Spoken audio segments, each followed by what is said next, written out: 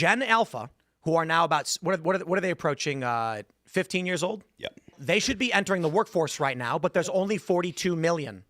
So when you think about 16-year-olds who come in and do the low-skill labor, they don't exist. Right. Gen Z is like 78, Millennial is like 80, Gen X is like 70, and Boomers are about to just die off. Yep. So Boomers are at the mortality shelf, hitting 80 years old, which is when we're going to see massive. So it's an exponential increase. It's a parabolic curve because they're at the age of mortality. Sure. So they estimate that I think Boomers in the next 10 years drop down to around 15 to 20 million. So that means we're going to see 40 million dying off the next 10 years. Voting patterns are going to shift. Yep. 2032 is going to be a hell of an election year. 2032. 2032. Yeah. Young people are hyperpolarized. So the left is communist and the right is America first, whatever you want to call it. But think about all of the houses in Detroit and what happened when people left Detroit. That same thing is going to happen to every single city. We're already starting to see centralization. Young people, just like in Japan, are moving from rural areas into cities because they want to be around other people. And then they're not having families and bouncing back out like they used to. They don't even have driver's licenses. They don't even drive. They don't know how to think without AI. Yep. So your small town, your houses, your suburb houses are going to be worth nothing. Yep, and then there's a massive conglomeration too of who owns that property, I believe, because if people are turned upside down on their mortgages because of the inflation, who's going to buy everything? Is it going to be the BlackRocks, whatever? So literally nothing. And let me explain this. You'll own nothing and be happy. Because there's going to be, you're going to put your house on the market, and there's going to be zero buyers, zero, and you can tell yourself it must be worth something. This is the game that's being played right now, and you can look at most places. People are trying to sell. You go to DC, right? DC properties, like a family house, can range from $1 million to $2 million bucks. Sure. They're deluding themselves. To be fair, I'll give DC a break. High demand. Because it's subsidized by the government, there's always going to be a requirement that people move there. So there's always going to be demand. So, okay, I'll cut DC some slack. But in Nashville or in Austin. Exactly. Right. Yep, Nashville and Austin. No, Austin's going to start condensing. Mm-hmm. So the outer brims are going to start dropping in value. And the small towns an hour or so outside are going to start dropping in value. And there will be zero buyers for these things. Now, as to... so that's the real thing people should pay attention to. But let's go back to breakaway civilization stuff, because there's a couple different theories as to what's going on with population collapse, the war, and all that stuff. And you mentioned breakaway civilization type stuff. Outside of the crazy conspiracies about ice walls and flat Earth, we don't need none of that.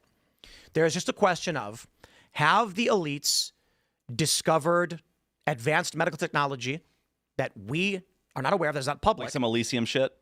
Exactly. And was there a reason why they sent out mRNA vaccines? Was it how many doses did they give? 5 billion or some amount of doses? Is there a reason why? And there are theories that the global elites have started on the AI project. So AI started in the 70s with DARPA. That's when they first started making it. And the argument is dramatically reduce the population of the planet down to 500 million. And then the remaining humans... Georgia Guidestones. Yeah. The remaining humans live forever.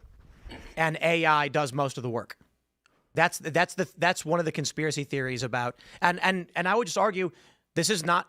It is plausible that there is advanced medical technology we are not aware of.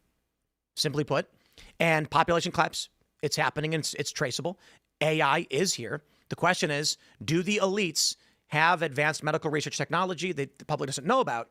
And even if we remove that component from it, is the question simply the elite, global governance, the Davos group, millionaires and billionaires, the Malthusians, do they want to dramatically reduce population intentionally and then mechanize everything so very few humans live on the planet? Here's the thing to consider, too. Traditionally speaking, the political classes throughout the history of various civilizations have required a regular working class for labor, for production, for tax revenue, what have you. But if artificial intelligence and robotics successfully meets the demand of labor, then there's no need for the political elite to take care of or engender any regular working class. So I think at the point that labor is solved by technology, we as regular people become nothing but a liability to the existing political class at that time. I would argue that, have you ever tried to imagine yourself sitting in their chair? All the time. And you're just thinking about how you'd have you're imagining this big compound with like 300 chickens. Yeah, Mark Zuckerberg sitting right next to you. Playing GTA, and that's the only thing these people would ever want. No, I'm half kidding. How would you run the world? What would you try to do? And if you were one of these ultra elites, and I think when you think about that, and then you look at what's happening in the world, it seems fairly obvious. They outright say they want to reduce population growth. Yep. Explicitly. Yep. Kamala Harris tried to walk it back, but she said it explicitly. Bill Gates says he wants to reduce population growth despite the fact we're underwater. My favorite farmer.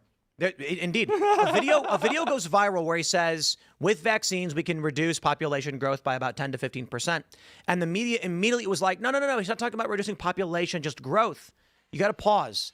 Look at the trick. Bill Gates wants to reduce population growth when we're already negative? Yeah. That's insane. I went and saw Bill Nye the Science Guy on a field trip in the 3rd grade, and his whole entire presentation was about how the population was getting too big. Captain Planet told us not to have kids, remember? Carbon is bad. Well, he was, If I was the elite, I would have a plan called Agenda 2030, and I would create a bubble economy I can extract wealth from at the last minute, like SpaceX IPO, Anthropic, OpenAI. I would collapse that bubble economy, create inflation, deflation. Then I would move to Patagonia and start my own city-state. Are you generally hostile to tech companies and stuff like that? No, technology is a good thing. I'm not a troglodyte, but we can see, so I believe in a lot of, they signal the occult. I believe they're all Satan worshipers, like the Epstein class. And they have to tell you, as a metaphysical rule of the universe that God put into place, you have to tell the people what they're doing. They have to meet you halfway there. You can't just do it in deception. So they signal. You see Peter Thiel. You see Bezos. You see Musk. You see Bill Gates has 11 bunkers. You see all these different city-states that they're setting up outside of jurisdiction. You see even Israel. Remember with all the tourists going down there, and they caught them burning down the whole Patagonia region? Like, this has been covered. They're creating these Patagonia region in Israel? No, in Argentina. I'm sorry about that. Yeah. So you see these little enclaves that they're forming with their technos city-states with Agenda 2030. It's the same reason LA burned down. It's not incompetence, Newsom drained the reservoirs. Bass was sitting there like, I'm just a communist Cuban intelligence agent. And they'll always just say, oopsie daisy. Exactly. So they're cleansing the surface ahead of, I don't know if it's a freaking asteroid, race-specific bioweapons, but something big is coming, and they're extracting as much wealth as they possibly can. They're getting their enclaves ready. Nibiru. You know about Nibiru, right? Is it an anime? Oh, come on, you guys. I know about Planet Nibiru. Hold on. Chase, you worked at InfoWars? Yeah. Do you not know these things? Nibiru? You mean like Sitchins? What? Is that? It might be. Planet, right? The Anunnaki? Planet. Yeah. That's okay. I was scared for him. I was like, come on. I was like, we got an InfoWars guy. He's got to know. Bak and I get along, but I don't agree with all the theories. The conspiracy theory is that... I love all of them, though. I don't know, you call it a religion or something. There's a planet with a 2,500-year elliptical orbit in our solar system, so it swings way out, where it's called Rosie O'Donnell. It gets really, really cold. And so they need to pulverize gold and blast it in their atmosphere to create a greenhouse effect, which keeps heat reflected in. We're the slave race to mine gold. Right. So we were genetically engineered 2,500 years ago. So when the planet comes back to Earth, they come and take all the gold. And the reason why gold is valuable to us is because they made us get it and mine it. And that's why Fort Knox is empty. So the planet is now arriving. They're preparing for the arrival of the aliens. SpaceX is shipping all the gold straight into orbit. That's really what's happening. Yeah. I don't think And the it's mine firmament is a force field put by... if they're this technologically capable, why wouldn't they? Like, gold is hold on. abundant. Wait. You're saying if the aliens are advanced, why don't they mine it from an asteroid? Yeah. That's exactly what the theory says they're doing. Well, they're just a bunch of dickheads. I mean, Because are we they're enslaving us even though dickheads they get it from different sources? Are we dickheads for making donkeys pull, carts of hay? Oh, the donkeys are pissed at us, dude. You seen that donkey in the Old Testament walking the road? Get behind me, Satan. There was a really funny post where so it was a meme where some guy was like, he's so pissed. he was like, why didn't the hobbits just put the one ring around the neck of a chicken and then walk the chicken with them?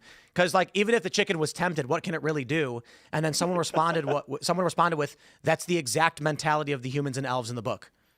Like they gave the ring to the hobbit. It's effectively a chicken to them as far as they're concerned. Wow. It's eugenics in Lord of the Rings. Well, I mean, they were like, yeah, Frodo wasn't hobbits are slamming any doofy puss. little drunkards that don't do anything. Make them carry it. Yeah. There was a massive depopulation of the hobbits in Lord of the Rings. Yeah. Sent them on a journey. They'll never have children. Weren't they down to 2 and it was just 2 men Yeah, Sam and Frodo. touching tips? No, there was 4 of them. There was 4 of them. I don't think that We ever could both happened. wear the ring at the same time. I mean, can we just talk about how dumb it is? Like, the ring makes you invisible, but it makes you invisible only to your friends, not to the bad guys. Like, how would that help you in any way? If you're trying to hide from your friends. I guess. You're gonna do a hide and seek competition.